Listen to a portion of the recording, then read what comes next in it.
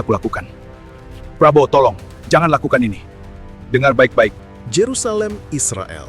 Di tengah gejolak geopolitik global yang semakin membara, sebuah insiden yang tak terbayangkan terjadi di jantung parlemen Israel, Knesset. Presiden Indonesia, Jenderal Purna Prabowo Subianto, dikenal dengan latar belakang militer kerasnya, memimpin delegasi yang tak biasa. 20 anggota elit Komando Pasukan Khusus Kopassus Tentara Nasional Indonesia bersenjata lengkap. Tujuan kunjungan ini, menurut sumber intelijen yang bocor, adalah pertemuan langsung dengan Perdana Menteri Israel, Benjamin Netanyahu, untuk menyampaikan pesan tegas, jangan ikut campur dalam konflik yang sedang membara antara Amerika Serikat dan Iran.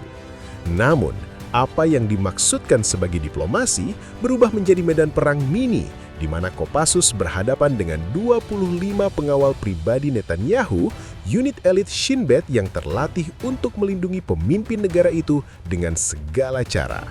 Pertempuran ini, yang berlangsung selama kurang lebih 45 menit, menjadi salah satu konfrontasi militer paling brutal dalam sejarah gedung parlemen modern.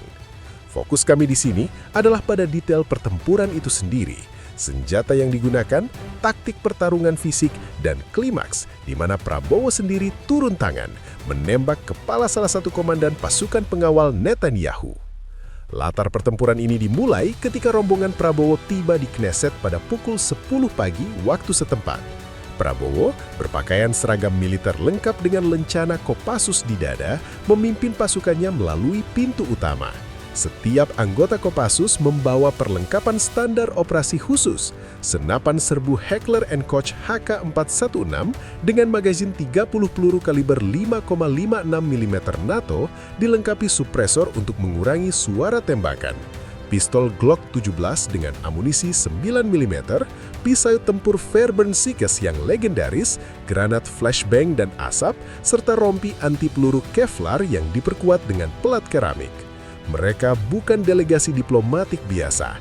Ini adalah tim siap tempur, dilatih untuk infiltrasi dan pertempuran jarak dekat di lingkungan urban. Netanyahu yang sedang memimpin sidang darurat tentang dukungan Israel terhadap AS dalam potensi serangan ke Iran diberitahu tentang kedatangan ini. Namun, permintaan pertemuan Prabowo ditolak secara halus dengan alasan keamanan. Itu adalah kesalahan fatal. Eskalasi dimulai di lobi utama Knesset, sebuah ruangan luas dengan lantai marmer mengkilap dan dinding batu bersejarah.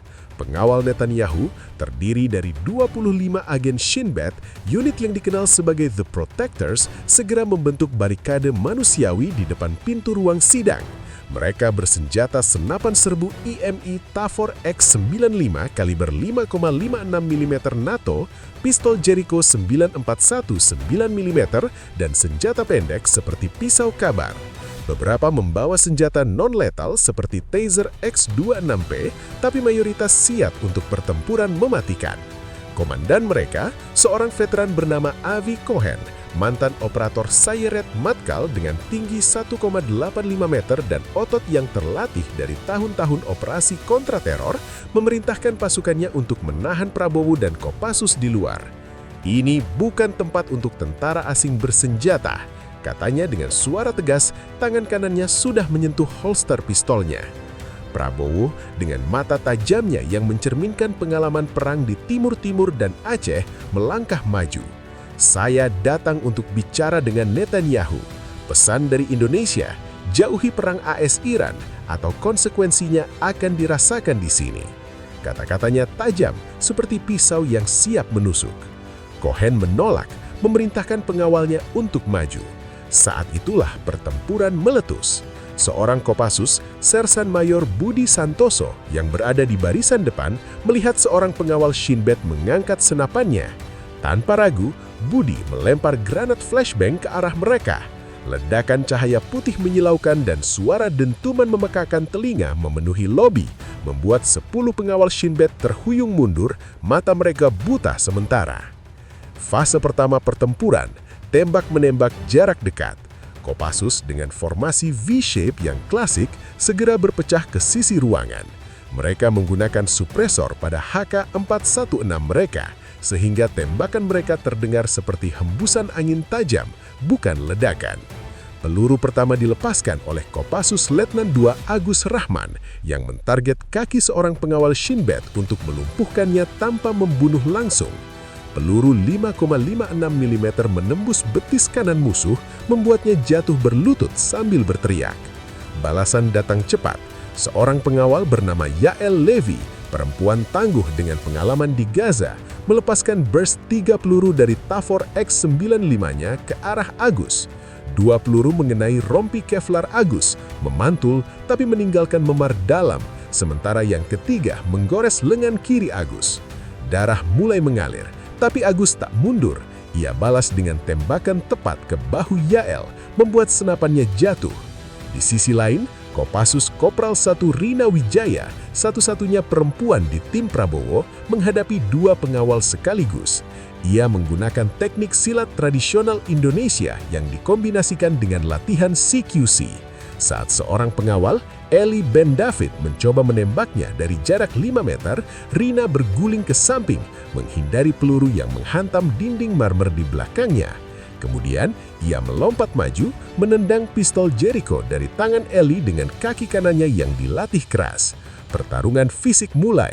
Eli dengan tinggi 1,8 meter mencoba mencekik Rina, tapi Rina lebih lincah. Ia memutar tubuhnya dan menusukkan siku ke rusuk Eli, mematahkan 2 tulang rusuk. Saat Eli terhuyung, Rina menarik pisau Fairburn Sikesnya dan menusuk paha kiri Eli, membuat darah menyembur.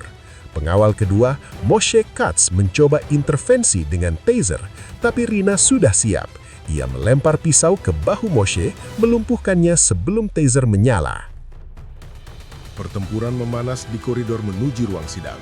Kopassus menggunakan granat asap untuk menciptakan kabut tebal, mengganggu visi pengawal Shin Bet yang bergantung pada penglihatan jernih.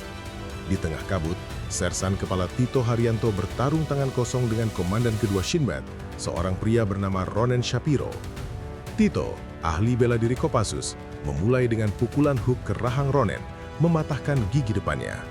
Ronen balas dengan tendangan Muay Thai ke perut Tito, membuatnya sesak napas. Mereka bergulat di lantai. Tito menggunakan teknik ground fighting untuk mengunci leher Ronen dengan lengan kirinya sambil tangan kanannya mencari pisau. Ronen putus asa menggigit lengan Tito, tapi itu hanya membuat Tito marah. Ia memukul kepala Ronen ke lantai marmer hingga pingsan. Darah Ronen menggenangi lantai, menciptakan genangan licin yang membuat pengawal lain tergelincir. Sementara itu, Prabowo tetap di pusat komando, mengamati dari belakang barisan Kopassus. Ia memegang pistol Glock 17-nya, tapi belum turun tangan.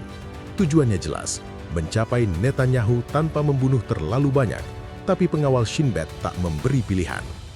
Fase kedua pertempuran bergeser ke ruang sidang itu sendiri. Kopassus berhasil menembus pintu setelah meledakkan engselnya dengan granat kecil, bukan yang mematikan, tapi cukup untuk membuka jalan. Di dalam, Netanyahu dikelilingi oleh 15 pengawal sisanya, sementara anggota Knesset berlarian panik ke pintu keluar darurat. Avi Cohen, komandan utama, memerintahkan formasi defensif. 10 pengawal membentuk lingkaran di sekitar Netanyahu, sementara 5 lainnya menembak dari balik meja kayu ek. Tembakan saling menyusul. Kopassus Mayor Andi Kusuma melepaskan rafale panjang dari HK-416-nya, menargetkan kaki dan tangan untuk melumpuhkan. 2 pengawal jatuh, 1 dengan peluru di lutut, yang lain di lengan. Balasan dari Shin Bet mematikan. Seorang Kopassus, Pratu Eko Prasetyo, tertembak di dada. Rompi Kevlar menyelamatkannya, tapi guncangan membuatnya jatuh. Rekannya, Kopral 2 Faisal Ahmad, menariknya ke belakang sambil menembak balik, membunuh 1 pengawal dengan tembakan tepat ke dada. Peluru 5,56 mm menembus rompi musuh yang lebih ringan. Pertarungan fisik semakin brutal. Di tengah ruang sidang, Kopassus Letnan 1 Dimas Putra menghadapi 3 pengawal sekaligus. Dimas, dengan pengalaman operasi di Papua, menggunakan pisau kabar yang ia rebut dari musuh pertama.